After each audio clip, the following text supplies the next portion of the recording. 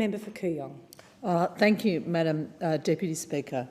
Today I rise to support an increase in the domestic and family violence leave entitlement for victim survivors of family and domestic violence leave from 5 to 10 days each year.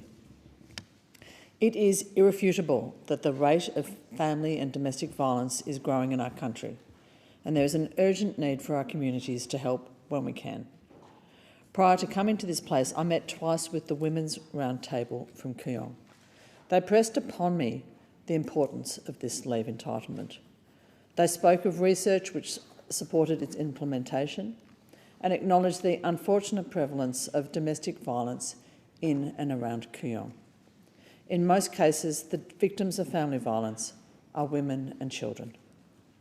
The data tells us that from the age of 15, 1 in 4 women and 1 in 13 men have experienced intimate partner violence.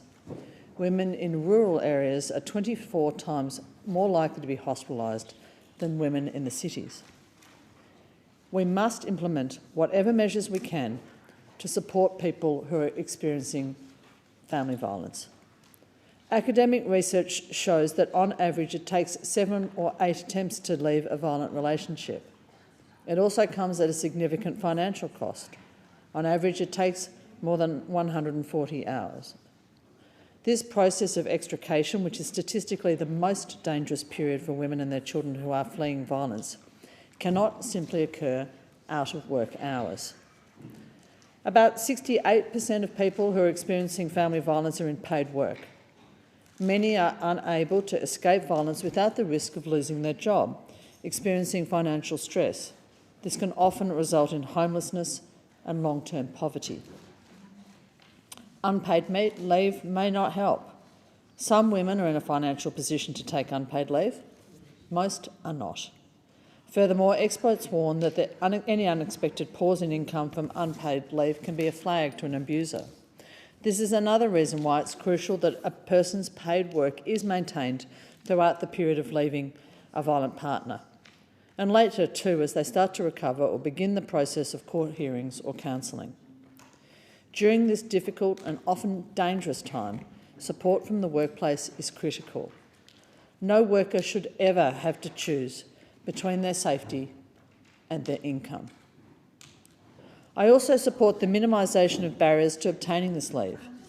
It's still a highly stigmatised subject for many, although it is to be hoped that measures such as this one will help in the process of destigmatisation. Importantly, I hope that employers will start from a place of reasonable belief and of recognition of the bravery of those who come forward. We do not want people failing to ask for help because of the difficulties in providing proof of their abuse. This bill is one of those special reforms that, while members and senators in this place will pass with the Parliament, belongs to the advocates who fought for it. People fleeing domestic violence and abuse will be afforded 10 days of paid leave because of the persistence, the dedication and the courage of survivors of violence who have worked very hard so that no one else will have to go through what they did. I thank the member. The question is that the bill now be read a second time.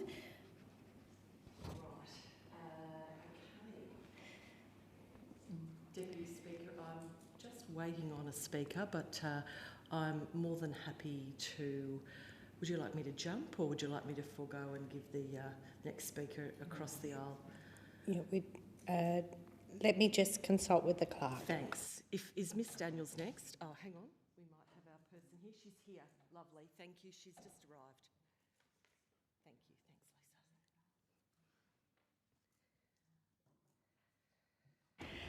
Thanks, Lisa. The question is that the bill now be read a second time, and I call the member for Bendigo. Apologies, Chamber and Chair, for being a few minutes late. Family violence, we know, can affect anyone. We know that it is not class-based. We know that it is not culturally based.